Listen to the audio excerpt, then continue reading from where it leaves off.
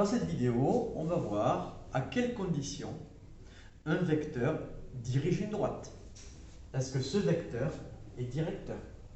Donc par exemple, celui-là n'est pas un vecteur directeur parce qu'il faut que les deux soient parallèles. Celui-ci, a priori, est un vecteur directeur. Mais tout cela doit se justifier avec des calculs parce que comme ça, graphiquement par lecture graphique, au millimètre près, ça peut ne pas être directeur.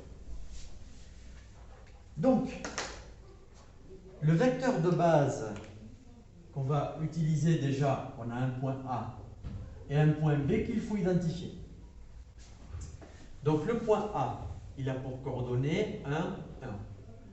Et le point B, il a pour coordonnées 4, 3.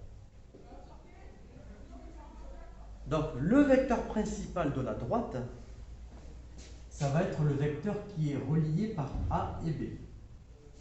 C'est ce vecteur qui va être notre repère et qui nous permettra de savoir quand est-ce qu'on a des vecteurs qui sont directeurs ou pas. Donc déjà, je calcule le vecteur AB. Donc rapidement, ça nous donne 3, 2.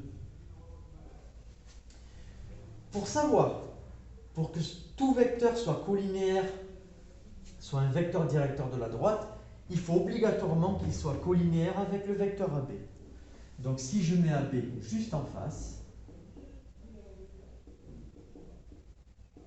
eh bien, pour que V soit directeur, on doit avoir égalité des produits en croix. Donc 5 fois 2 moins 7 fois 3, ça fait 10 moins 21, ça fait moins 11.